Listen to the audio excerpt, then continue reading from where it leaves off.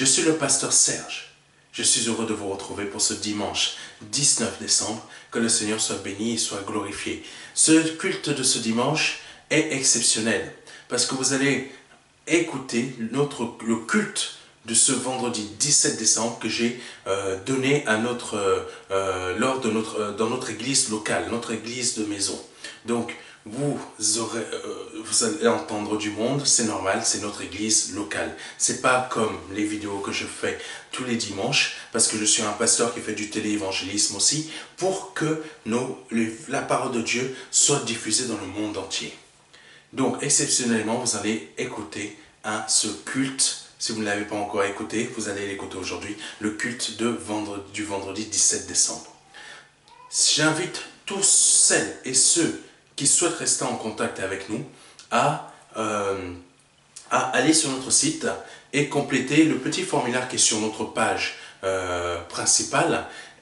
Restez en contact. Vous avez juste votre nom, prénom et adresse mail à indiquer. Pourquoi cela? Parce que tout simplement, c'est pour qu'on puisse rester en contact avec vous, vous informer de ce qui se passe dans le MDLR et savoir si vous souhaitez avoir un rendez-vous téléphonique avec moi. C'est-à-dire, est-ce que vous souhaitez un entretien pastoral? C'est gratuit, vous avez la possibilité de le demander. Donc c'est à vous de le faire. Je ne peux pas le faire à votre place. Je vous invite à rester en contact avec nous. Vous avez la possibilité donc de me contacter via un numéro WhatsApp n'importe où dans le monde afin d'avoir un entretien téléphonique.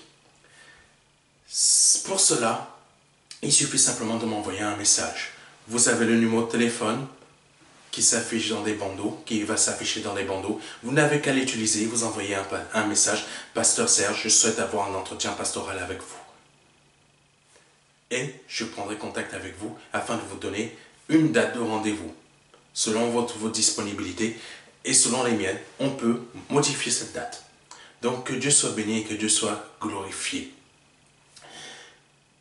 Nous allons aller un peu plus loin. Nous allons aller beaucoup plus loin. Pour celles et ceux qui souhaitent nous aider par des dons, par des offrandes, le MDLR est une œuvre qui est à la fois une église locale, donc église de maison, et une église numérique. C'est-à-dire que je fais du téléévangélisme aussi. J'ai besoin pour cette œuvre de matériel, d'un local, d'un lieu où pouvoir améliorer le système, donc les vidéos, etc. Si vous avez à cœur vraiment d'aider l'œuvre de Dieu, Dieu n'a pas besoin de votre argent. Je vous le dis. Dieu n'a pas besoin de votre argent. C'est moi qui ai besoin de votre argent. Pourquoi j'ai besoin de votre argent pour cette œuvre?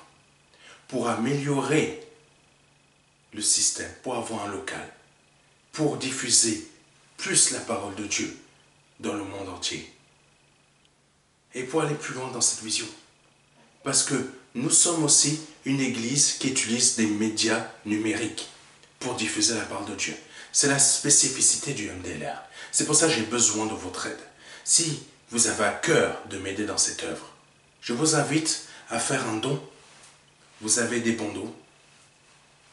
À faire un don via PayPal ou tout simplement sur notre page faire un don, vous cliquez dessus, vous allez sur la page 2, vous avez la possibilité de faire un don par virement bancaire sans passer par PayPal.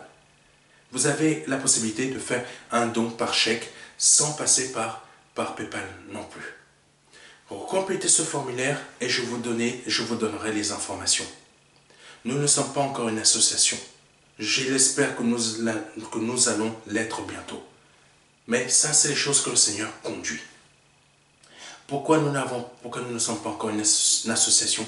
Parce que nous n'avons pas encore assez de dons pour pouvoir prendre un local, pour pouvoir s'investir sur un local. Si vous avez à cœur de nous aider pour cela, pour améliorer notre système vidéo, pour avoir des systèmes plus professionnels, je vous invite à faire un don. Vous pouvez le faire soit en donnant une dîme. La dîme, c'est pas ça qui va vous bénir. La dîme, c'est pas ça qui va vous emmener au paradis. La dîme, c'est bénir l'œuvre parce que vous voulez être reconnaissant ou reconnaissante. Ce n'est pas obligatoire. Vous pouvez faire aussi une offrande. Nous ne sommes pas une église qui va vous mentir. Je ne suis pas un pasteur qui va vous mentir. Je suis un pasteur qui vous donne la parole de Dieu telle qu'elle est. Donc si vous avez besoin, si vous ressentez de nous aider, je vous invite à le faire. Si vous souhaitez m'appeler et faire un don, vous pouvez le faire aussi. Que Dieu soit béni, que Dieu soit glorifié. Nous allons passer aux annonces et tout de suite après à notre réunion, à notre culte de ce dimanche. Que Dieu soit béni.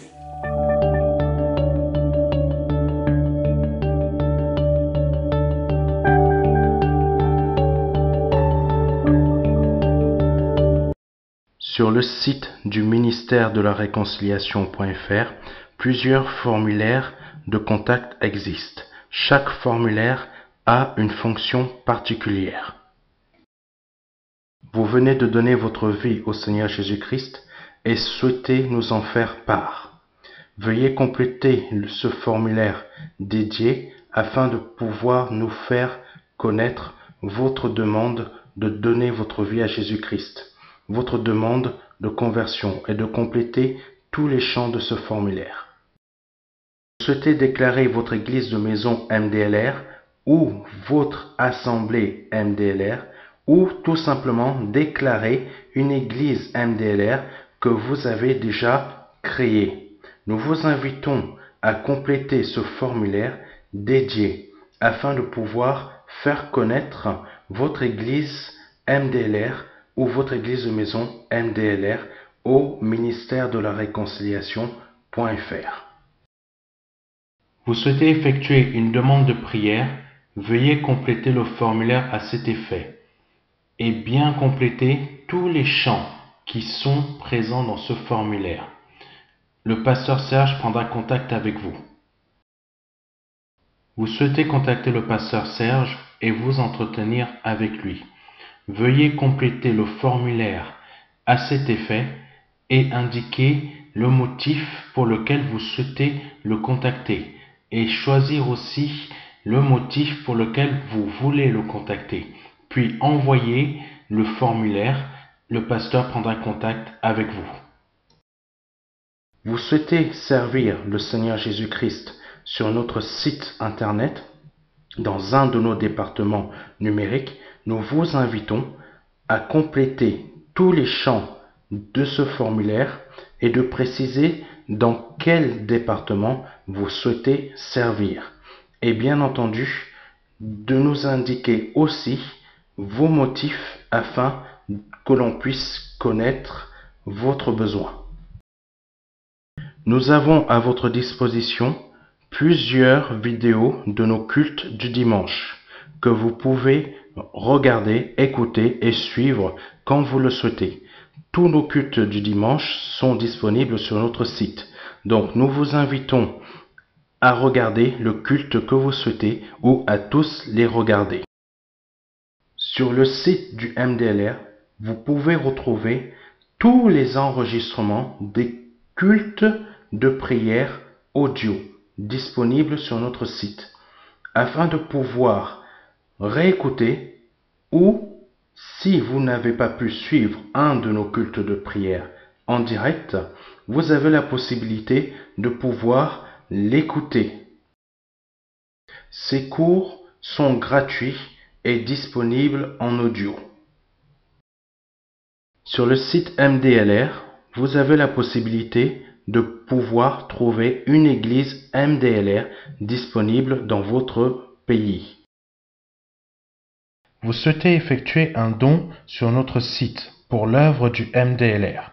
Pour cela, veuillez vous rendre sur notre site internet www.ministère-de-la-réconciliation.fr et veuillez cliquer sur faire un don. Vous avez la possibilité de faire un don via PayPal en cliquant sur l'onglet PayPal ou tout simplement en complétant le formulaire de contact dédié pour les virements bancaires et pour les chèques bancaires.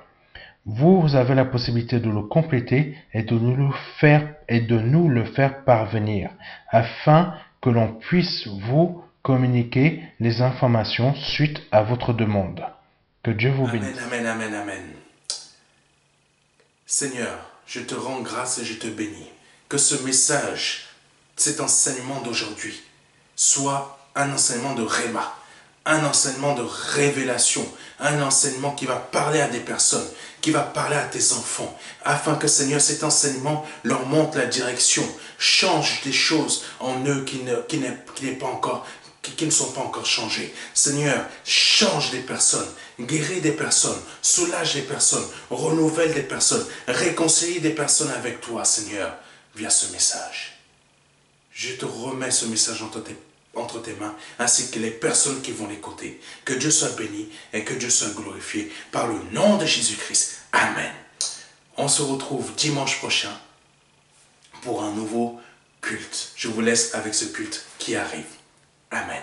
C'était le pasteur Serge. Au revoir. Paul est un grand apôtre, mais un apôtre qui n'a pas été simplement qu'un mentor pour Timothée, mais je crois que l'apôtre Paul, jusqu'à aujourd'hui, est le mentor de beaucoup de personnes à travers la parole. Parce que il nous a donné des paroles, mais des pépites, des versets précieux qui nous ouvrent l'intelligence pour comprendre. Pour Timothée, il a été un père spirituel et un mentor très fort et très puissant. Il a encouragé Timothée à être une personne qui devait aller toujours beaucoup plus loin, beaucoup plus haut, ne pas regarder à sa faiblesse, ne pas regarder aux personnes qui lui bloquaient le chemin ou qui le diminuaient. L'apôtre Paul était vraiment un mentor précieux, précieux. Et je crois que le Seigneur veut qu'on prenne soin de nos mentors qui sont précieux. Parce que Timothée avait un mentor qui était précieux. Un mentor qui lui montrait toujours le chemin. En fait, un mentor, c'est quelqu'un qui aime, qui donne. Quand il peut dire des choses, ça peut blesser, mais c'est pas pour nous blesser, c'est pour nous faire évoluer. Parfois, certaines églises, quand l'apôtre Paul parlait, ces personnes étaient blessées. Mais l'apôtre Paul, il disait, si je vous ai blessé, c'est pour votre bien. C'est pour que vous vous améliorez. Amen. Mais, et je crois qu'à un moment, il disait qu'il ne demande pas pardon de les avoir blessés, mais pardon pour les amener plus haut. Un truc comme ça. Je ne sais plus exactement. Mais Paul était un mentor de ce type. Pas un mentor qui ne s'occupe pas de ceux qui sont avec lui, mais un mentor qui s'occupe des enfants. Même si Timothée est un serviteur de Dieu, Timothée est un enfant pour Paul. Parce que Paul voulait vraiment qu'il soit plus haut, qu'il aille plus loin, qu'il s'améliore, qu'il ne reste pas dans les niveaux qu'il était, mais qu'il ne se préoccupe même pas de ceux qui lui disaient toujours « Tu es trop jeune pour nous donner de leçons. Tu es trop jeune pour ça. » Combien il y a des personnes qui vont nous dire, ou qui nous ont déjà dit « Mais tu es trop jeune pour ça. » Ou « Tu es trop jeune pour faire ça. » Ou « C'est pas le moment. » C'est Dieu seul qui donne les moments. Amen. Et l'apôtre Paul montrait à Timothée que fais ce que tu as à faire parce que tu as reçu un appel et un ministère pour le faire. En gros, ne te laisse pas mépriser par les autres, mais agis avec la foi. Car si tu as reçu ce que tu as, ce don ou ces dons, c'est que tu dois agir. Tu ne dois pas te laisser détourner par ceux qui vont te dire c'est pas le moment, c'est trop tard, tu es trop jeune, ou tu es trop vieille, ou je ne sais pas quoi, etc. Nous ne devons pas nous laisser détourner, mais nous devons accomplir ce dont le Seigneur nous a confié. Amen. Et c'est ce que disait l'apôtre Paul à Timothée. Alléluia. Amen. Nous devons toujours comprendre que nous devons aller loin. Nous devons aller loin. Nous ne devons pas rester là où nous sommes. Imaginons, je vous donne l'image que l'Esprit Saint me donne. Imaginons que nous soyons à la mer, en pleine mer. La vie de beaucoup de personnes, malheureusement, c'est comme cette image-ci. Ils sont en pleine mer, mais dans une barque. Dans une barque. Ils ne savent pas où est le nord, le sud, et l'est, l'ouest. Ils ne savent pas. Ils ne savent pas la direction. C'est Dieu seul qui connaît la direction. Mais ils ne font pas l'effort de prendre comment on appelle ça? Le râteau, la rameau, ou le truc là pour faire avancer la pirogue. Bon, j'ai oublié. Le râteau, je ne sais plus. La rame, merci, la rame. Ils ne font pas l'effort de prendre la rame. Ils restent là, pas ébahis, ils restent là, tellement que l'horizon qui se trouve tout autour d'eux, cet horizon sans vraiment voir de terre ou de quoi que ce soit, ça les décourage. L'horizon qui est loin là, ils ne voient pas, ils ne voient pas le but à accomplir. Ils ne voient pas ce qu'ils pourraient, là où pourraient arriver. Ils voient simplement l'horizon. Ils sont là, ils voient, il n'y a rien. Ils se retournent tout autour, il n'y a rien. Ça les décourage de prendre la rame. Ça les décourage. Ils se disent, mais comment je vais y arriver? Il y a toute cette étendue d'eau. Et même à l'horizon, je ne vois même pas la moindre petite terre. Ou un petit bateau. Je ne vois pas. Ils sont même découragés. Et la rame est l'image de l'Esprit Saint, de la prière, de la foi, de la conviction que Dieu peut les faire avancer. Ils ont la solution, elle est là, la rame. Mais ils ne voient pas cette solution, parce qu'ils sont découragés, parce qu'ils voient cette étendue. L'apôtre Paul, c'est ce qu'il disait à Timothée. Il lui disait, ne te décourage pas, continue. Continue, en tout temps persévère. Donc ça veut dire quoi? Ça veut dire quoi? Ça veut dire quoi? Ça veut dire que nous sommes dans cette rame. Non, nous sommes dans cette pirogue ou ce petit truc là. Nous devons prendre notre rame et agir avec foi. On ne connaît pas où est le nord, le sud, mais on agit avec foi et avec conviction que on va y arriver. On prend, peu importe la direction. Même si on ne sait pas, même si dans la mer, on ne sait pas si on va tout droit, à gauche ou à droite, on fait quand même. On prend la décision de prendre la rame et d'avancer. D'avancer. On rame. On rame. On rame. C'est ça la foi. On décide. On rame. On avance. On ne sait pas où on va. Mais on fait confiance à Dieu. C'est ça la foi. C'est ça la conviction. C'est ça la conviction. L'horizon, il ne change pas. Il est toujours au même endroit. On est en train de ramer depuis 10 minutes, depuis 15 minutes. On va avoir un encouragement qu'on va trouver quelque chose. Ou plutôt, qu'on va apercevoir de loin, au moins, une petite silhouette. Mais non, on n'aperçoit rien. Certains vont abandonner parce qu'ils vont se dire qu'ils n'ont même pas bougé de place. C'est ça le manque de foi. C'est ça le manque de foi. Nous sommes en train de ramer dans cette étendue d'eau. On pense qu'on n'a même pas bougé, mais en fait la foi que nous avons exercée depuis 10 minutes nous a fait avancer. Sauf qu'on ne le voit pas. Parce qu'on aperçoit toujours l'horizon. Certains vont abandonner, mais Dieu ne veut pas qu'on abandonne. L'apôtre Paul n'a pas voulu que Timothée abandonne. L'apôtre Paul a voulu que Timothée continue. C'est ça, les enseignements de l'apôtre Paul.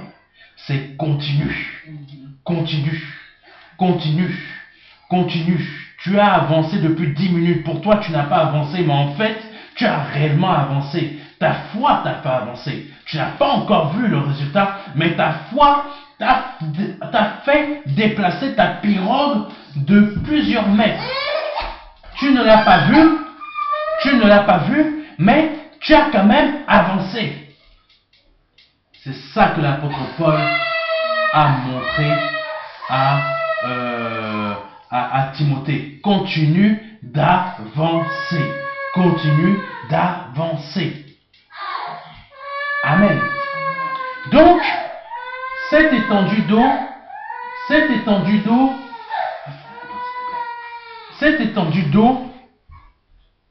n'est pas notre solution. Notre solution se trouve dans les rames.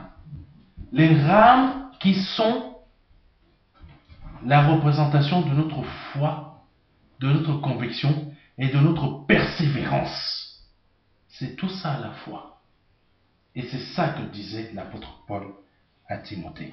Donc si nous avons la persévérance, la conviction et la foi, nous allons continuer à ramer.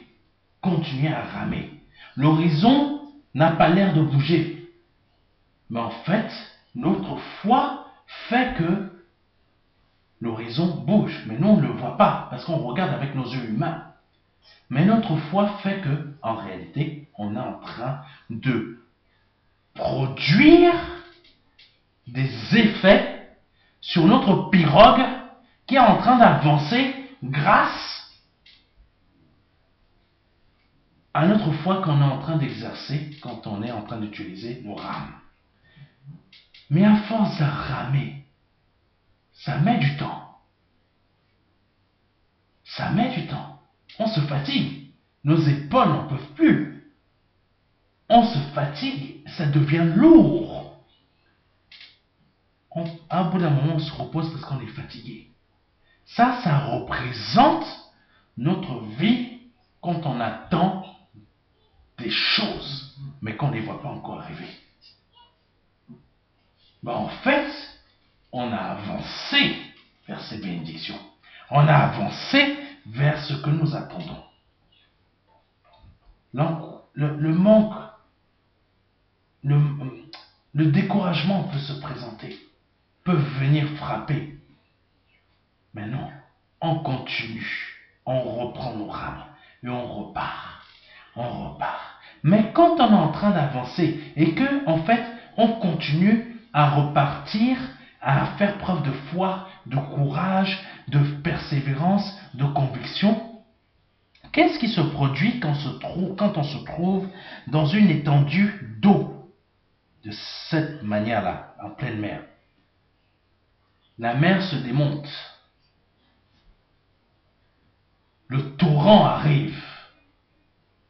Les éclairs, les cyclones, tout ce que vous voulez, comme dans les films. Les grands, comme ils disent en haute mer, les vagues sont énormes. Normalement, ça devrait détruire une pirogue. Ça détruirait une pirogue, ça pourrait détruire notre pirogue si nous, on n'est pas là en train de se battre pour réussir à dépasser ces tempêtes, ces épreuves.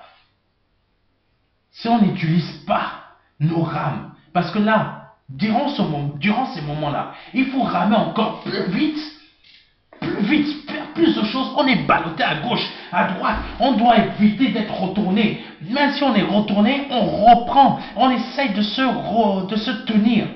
Même si c'est difficile, qu'on est battu par la mer, on essaie de reprendre le contrôle. C'est ça la foi. C'est ça la persévérance. C'est ça la conviction. C'est ça qu'il nous faut. Puis la mer se calme. Puis le torrent s'en va. Le cyclone s'en va. Parce que Dieu a dit à un moment, tout ça doit se calmer. La mer devient calme. On voit au bout, il n'y a plus l'horizon, mais on voit la terre ferme.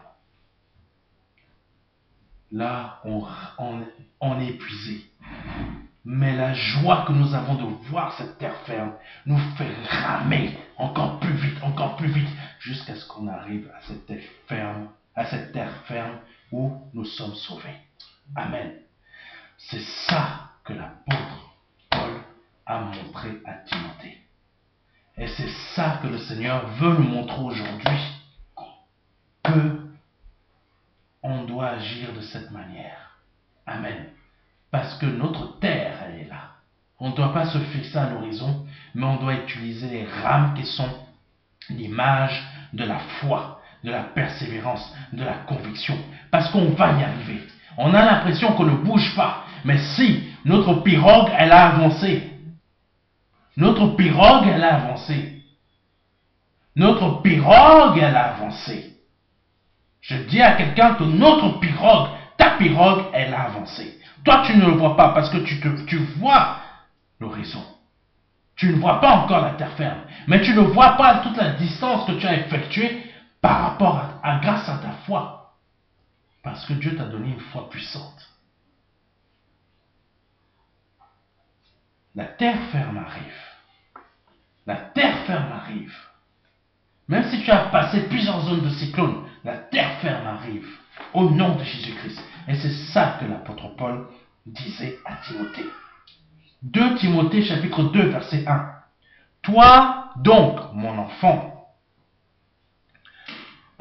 Toi donc, mon enfant. Le Seigneur nous parle. Puise tes forces dans la grâce qui nous est accordée dans l'union avec Jésus-Christ. Puise tes forces dans la grâce qui nous est accordée dans l'union avec Jésus-Christ. Où est notre force? Notre force se trouve dans l'union avec Jésus-Christ.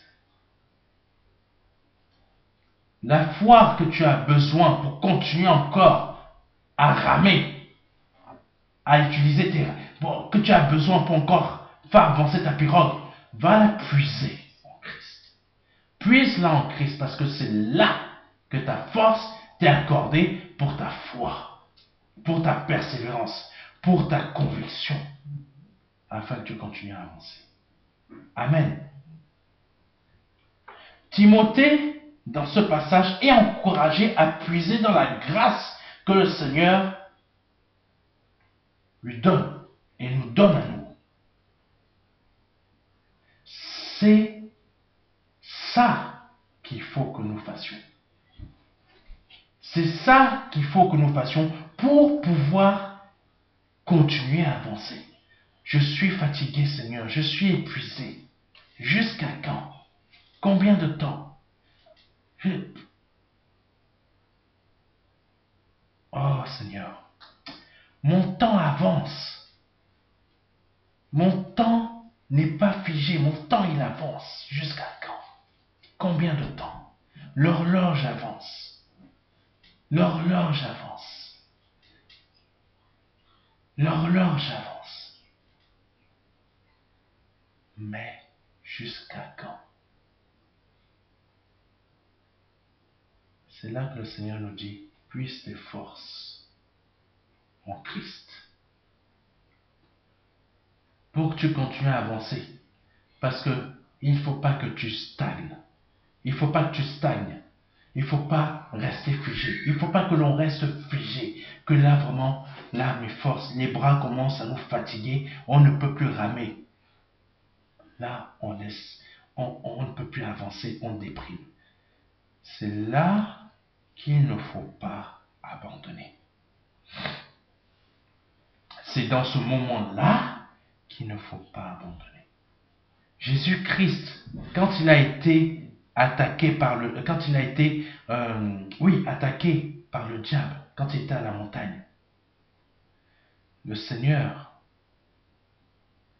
même s'il avait faim, même s'il avait soif, il a persévéré jusqu'à ce qu'il a réussi son épreuve.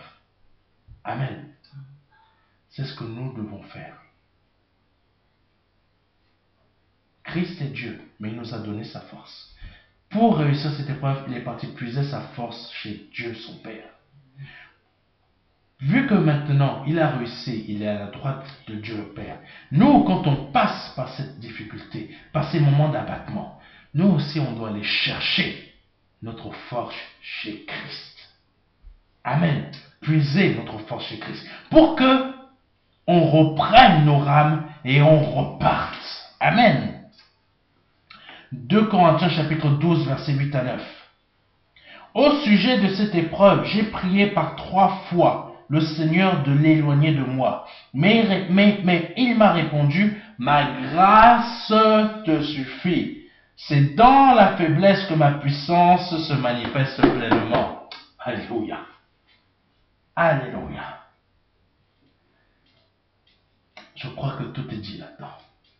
Ma grâce te suffit, c'est dans la faiblesse que ma puissance se manifeste pleinement. C'est pourquoi je me vanterai plutôt de mes faiblesses, afin que la puissance de Christ repose sur moi. Ma grâce te suffit, c'est dans la faiblesse que ma puissance se manifeste pleinement. Nous sommes en train de ramer. Nous fatiguons. Nos épaules, nos bras, tout ça, même jusqu'au sang, on en est fatigué. On est fatigué de manifester notre foi sans cesse et on ne voit toujours pas la chose parce qu'on voit toujours l'horizon, mais on ne voit pas qu'on a avancé. Mais là, le Seigneur dit quoi? Ma grâce te suffit. C'est dans ta faiblesse que ma puissance va se manifester. C'est parce que tu comptes trop sur tes forces que le Seigneur n'agit pas. Tu crois que tu vas y arriver par toi-même parce que tu comptes trop sur tes forces, tu comptes trop sur tes capacités. Mais le Seigneur veut que tu prennes conscience que parce que tu comptes trop sur tes forces, tu ne vois pas que tu es faible.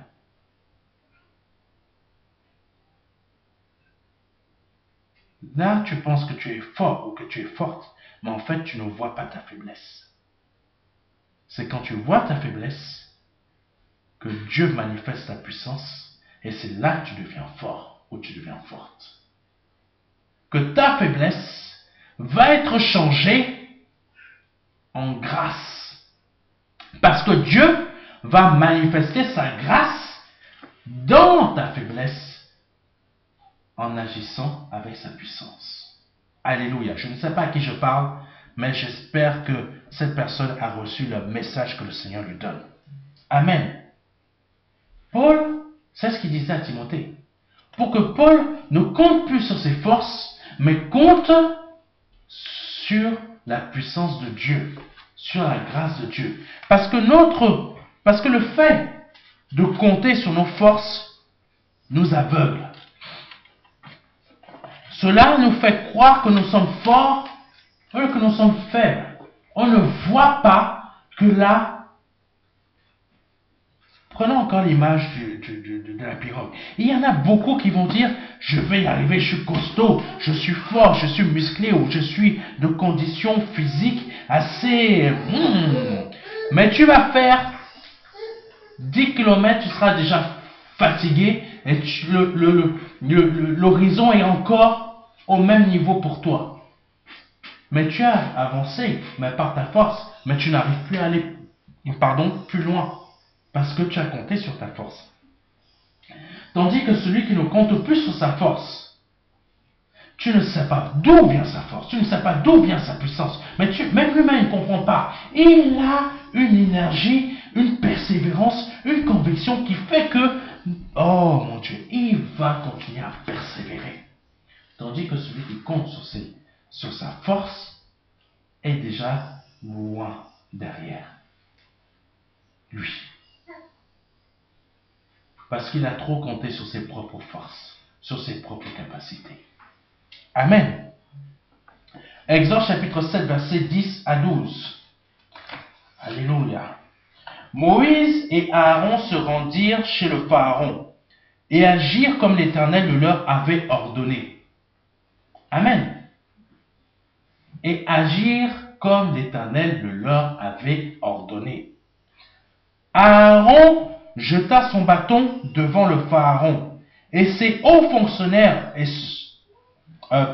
Aaron jeta son bâton devant le Pharaon et ses hauts fonctionnaires, et celui-ci se transforma en serpent.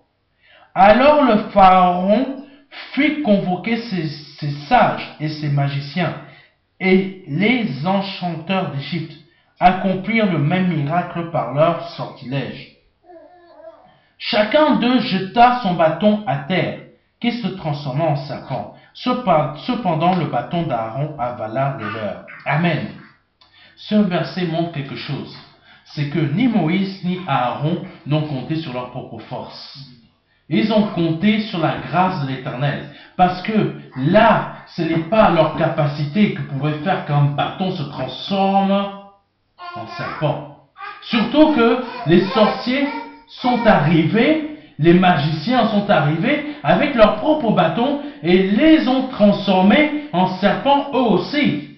Ils ont compté sur quoi? Sur leur capacité à eux. Mais Aaron et Moïse, qui eux n'ont pas compté sur leur capacité, mais ont fait quoi? Ils se rendirent chez le Pharaon et agirent comme quoi? Comme l'Éternel leur avait ordonné. C'est parce que le Seigneur leur a dit, vous allez là-bas, vous faites ça. Ils ont compté sur la grâce de l'Éternel. Ils ont compté sur sa force. Ils ont compté sur sa puissance. Et ils ont fait quoi? Le bâton d'Aaron s'est transformé en serpent.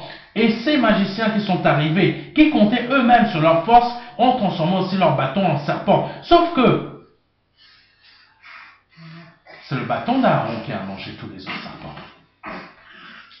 C'est le serpent d'Aaron qui a mangé les autres serpents. Pourquoi? Ni par force, ni par puissance, mais par l'esprit, je vous dis ça. Par l'esprit, voilà. C'est par l'esprit de Dieu que le bâton d'Aaron s'est transformé en serpent et qu'il a mangé les autres serpents. C'est par la puissance de Dieu que tu vas continuer à ramer jusqu'à arriver à ta terre promise. Amen. C'est pas par nos capacités. C'est pas par ces capacités que Timothée a réussi à exercer son appel et son ministère pour arriver là où il est arrivé, même après la mort de Paul. C'est parce qu'il a compté sur la grâce de Dieu.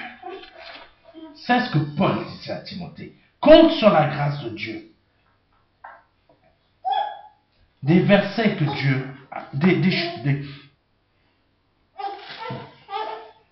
Par exemple, Paul a donné des informations à Timothée pour savoir combattre.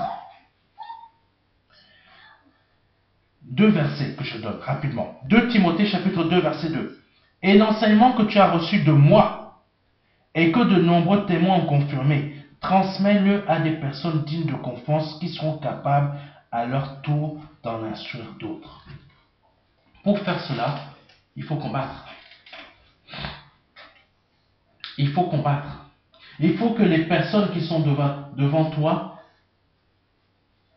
puissent recevoir ces enseignements. Il faut prier pour ces personnes. Il faut tout le temps répéter les mêmes choses. Il faut tout le temps redire les mêmes choses sans se lasser. C'est un combat. Donc, ça veut dire quoi? Ça veut dire que le fait d'exercer, de prendre notre rame et de ramer, c'est un combat. Le fait d'exercer notre foi, d'exercer notre persévérance, d'exercer notre conviction, sans jamais faiblir, mais toujours monter en compétence dans notre foi, c'est un combat. Il ne faut pas s'arrêter. Amen. C'est un combat. Il ne faut pas s'arrêter. Il faut continuer à exercer. 2 Timothée chapitre 2 verset 3 à 4. Tel un bon soldat de Jésus-Christ, prends comme moi ta part de souffrance. C'est une souffrance d'exercer la foi. Celui qui s'engage dans une expédition militaire, c'est une expédition militaire d'exercer la foi, la persévérance, etc. Ne s'embarrasse pas des affaires de la vie civile, ne compte pas sur ses propres forces, sur propres capacités, afin de donner pleine satisfaction à qui? À l'officier qui l'a enrôlé. On veut donner pleine satisfaction au Saint-Esprit. Ne comptons pas sur nos forces, sur nos capacités, mais reconnaissons nos faiblesses, qu'on ne va pas y arriver par nous-mêmes à effacer cet horizon de devant nous, à arriver sur la bonne terre. Ce n'est pas par notre propre force. On doit l'accepter. On est faible. Nous sommes faibles. On ne va pas y arriver par nous-mêmes. Il faut savoir le reconnaître et dire, Seigneur, j'ai besoin, je suis faible. Cet horizon, je suis en pleine mer, je ne vois rien que de l'eau. J'ai besoin vraiment de toi pour la direction, la bonne direction, et vraiment pour me sortir de là. Me sortir de là, j'ai vraiment besoin de toi. Je n'y arriverai pas sans toi. Il faut le reconnaître. Amen. C'est ce que disait Paul à Timothée. Ne compte pas sur tes forces. Continue à persévérer. 2 Timothée chapitre 2 versets 5 à 6. On n'a jamais vu un athlète remporter le prix sans avoir respecté toutes les règles. Les règles, c'est quoi? Combattre par la foi, persévérer, encourager, être encouragé, exhorter, être exhorté. Persévérance, conviction. C'est au cultivateur qui travaille dur d'être le premier à jouir de la récolte. Tu veux jouir de ta récolte? Persévère dans la foi. Persévère dans la conviction. Persévère dans ta persévérance. C'est comme ça que tu vas jouir de ta récolte. Amen. Amen. Oh Jésus. Oh Jésus.